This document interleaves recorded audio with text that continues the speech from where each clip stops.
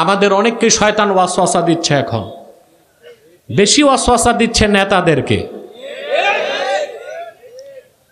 আমরা শুনি নতুন নতুন বক্তব্য আসতেছে, কে মুসলিম কে অমুসলিম এটা কোনো পরিচয় না, আমরা বাংলাদেশি। এ কথার সাথে একমত পোষণ করলে ঈমান আর থাকে? কে বাংলাদেশি কে বাংলাদেশি না এগুলো কি কবরে প্রশ্ন হবে? আমাদের প্রিন্সিপাল আইডেন্টিটি হচ্ছে আল্লাহ আমাদের শিখাইছেন, আমাদের পরিচয় আমরা মুসলমান। এই পরিচয় দিতে কে বলছেন?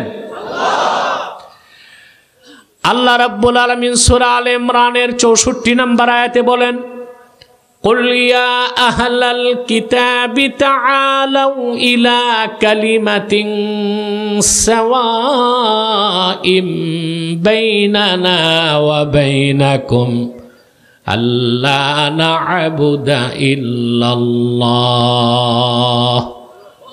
ওয়া লা নুশরিকা বিহি শাইআন ওয়া লা يتخذ بعضنا بعضا أربابا من دون الله فإن تولوا فقولوا اشهدوا بأننا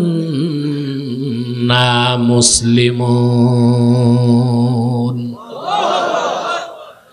আমাদের প্রিন্সিপাল আইডেন্টিটি, মৌলিক পরিচয় কি হবে?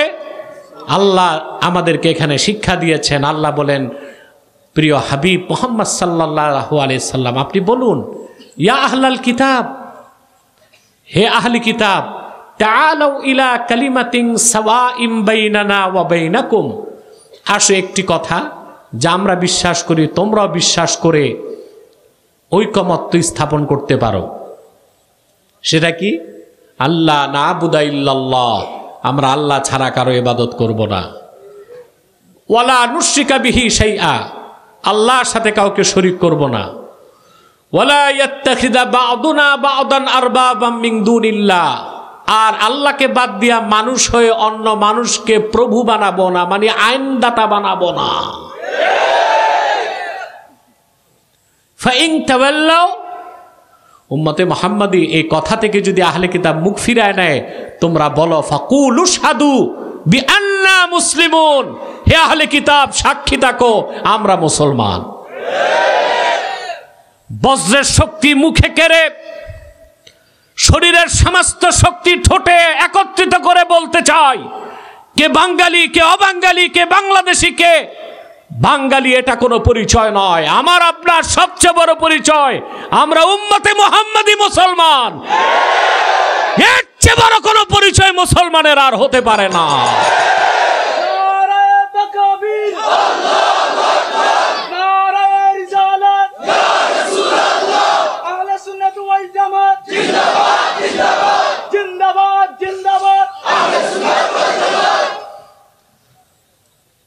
দুঃখ করে বলতে হয়, আমার 19 সালে 20 সালে মানুষ দেখেছে করোনা ভাইরাস,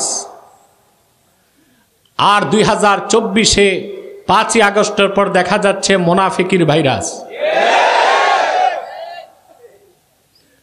টাকায় বিক্রি হচ্ছে, মানুষ পারচেজ হয়ে যাচ্ছে, ঈমান ইসলামের স্বার্থ আর দেখতেছে না। কিন্তু এই অধম 8ই আগস্ট থেকে জাতিকে সতর্ক করছে, ভারতীয় আধিপত্যবাদকে আমরা লাথি মেরে দিয়েছি, ফেসিবাদের গলা টুটি চেপে ধরেছি, একটি গজব থেকে দেশ মুক্ত হয়েছে।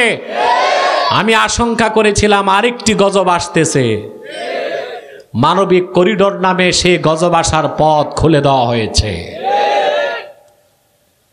কথাগুলো বলতেছি 8 মাস আগ থেকে, তখন কেউ বলে নাই, আমাদেরকে নিয়ে হাসি তামাশা করতে, আমরা রাজনীতি বুঝি না, ওনারা বুঝে। আর এখন সবাই একই কথা বলতেছে যে হিংস্র নেকড়ের মুখ থেকে জাতি বেঁচেছে, বাঘের মুখে এসে পড়েছে। নেকড়ের মুখ থেকে বাঘের মুখে। আমি আজকে সরওয়ার্দী উদ্যানেও বলেছি, এখানেও বলছি, আমার দেশের স্বাধীনতার দিকে কেউ যদি হাত বাড়ায়, বাংলাদেশের প্রত্যেকটা একটি মাদ্রাসা এক একটা ক্যান্টনমেন্ট হয়ে যাবে। আমার দেশের সবুজ লাল পতাকার দিকে কেউ চোখ তুলে তাকালে তার চোখ উপড়ে দেওয়া হবে। 55,000 বর্গ মাইলের সীমানার 1 ইঞ্চিতে হাত দিলে কেউ কালো হাতকে ভেঙে টুকরা টুকরা করে দিবে বাংলাদেশের মুসলমান। কোনো ছাড় নাই, ঠিক কিনা? আমাদেরকে আল্লাহ তাআলা মুনাফিকের ভাইরাস থেকে বাঁচাক। আমাদের সবচেয়ে বড় পরিচয় আমরা মুসলমান। ব্যক্তির চেয়ে দল বড়, দল থেকে দেশ বড়। সকল পলিটিশিয়ানদের এতটুকু স্লোগান। আর ইসলামিস্ট যারা পলিটিশিয়ান তাদের স্লোগান কি হবে? ব্যক্তির চেয়ে দল বড়, দল থেকে দেশ বড়, দেশ থেকে আমার জান বড়, জান থেকে আমার ঈমান বড়, ঠিক কিনা?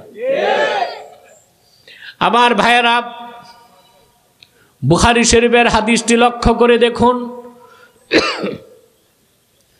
3টি খাসলত থাকলে আল্লাহর বান্দা ইমানের মধুর স্বাদ পেয়ে যাবে।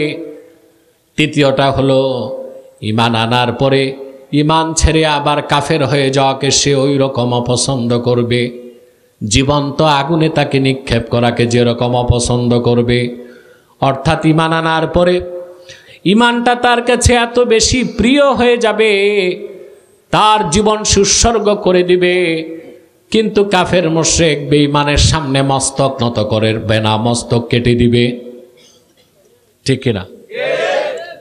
তো যে 3টি খাসলাত একত্রিত হলে ইমানের মধুর স্বাদ পাওয়া যায়, তার প্রথমটাই হচ্ছে আল্লাহ তার রাসূলের ভালোবাসা হতে হবে সব কিছুর চেয়ে বেশি। সুবহানাল্লাহ বলবেন না? যতক্ষণ পর্যন্ত আল্লাহ তার হাবিব মুহাম্মদ সাল্লাল্লাহু আলাইহি ওয়াসাল্লামের ভালোবাসা জীবনের চাইতে বেশি না হবে, ততক্ষণ পর্যন্ত আপনি মুসলিম দাবি করার কোনো অধিকার রাখেন। আল্লাহ রাব্বুল আলামিন বলেন, وَمِنَ النَّاسِ مَن يَتَّخِذُ مِن دُونِ اللَّهِ أَندَادًا يُحِبُّونَهُمْ كَحُبِّ اللَّهِ وَالَّذِينَ آمَنُوا أَشَدُّ حُبًّا لِلَّهِ। মানুষের মধ্যে এমন কিছু মানুষ আছে, আল্লাহ বলতেছেন, যারা মহান আল্লাহকে বাদ দিয়া অন্য ব্যক্তি বা বস্তুকে বা মতবাদকে আল্লাহর সমকক্ষ মনে করে।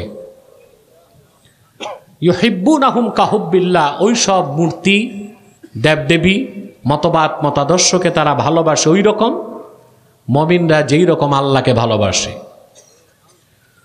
ওয়াল্লাযীনা আমানু আশাদ্দু হুব্বাল লিল্লাহ। কিন্তু প্রকৃত ইমানদার মুসলমান উম্মতে মুহাম্মদী জীবনের চাইতে বেশি আল্লাহকে ভালোবাসে। এখন কেউ যদি দাবি করে আমি আল্লাহকে ভালোবাসি, তার একটা শর্ত পূরণ করতে হবে। কয়টা? আল্লাহ সেটা বলেন, কুল ইন কুনতুম তুহিব্বুনাল্লাহ ফাত্তাবিউনি ইউহিব্বুকুমুল্লাহ। মুহাম্মদ সাল্লাল্লাহু আলাইহি ওয়াসাল্লাম, আপনি আমার পক্ষ থেকে ঘোষণা করুন, যদি তোমরা মহান আল্লাহকে ভালোবেসে থাকো, তার প্রমাণ দিতে হবে। প্রমাণ হচ্ছে ফাত্তাবিউনি, আমি মুহাম্মদ সাল্লাল্লাহু আলাইহি সাল্লামের অনুসরণ করো। আল্লাহর হাবিব মুহাম্মদ সাল্লাল্লাহু আলাইহি সাল্লামের অনুসরণ করা ছাড়া আল্লাহকে পাওয়া, আল্লাহর সন্তুষ্টি অর্জন, আল্লাহকে ভালোবাসা সম্ভব নয়। এর বাইরে কোনো তরিকা নাই, কোনো মতবাদ নাই। আছে? বলেন আছে? নাই।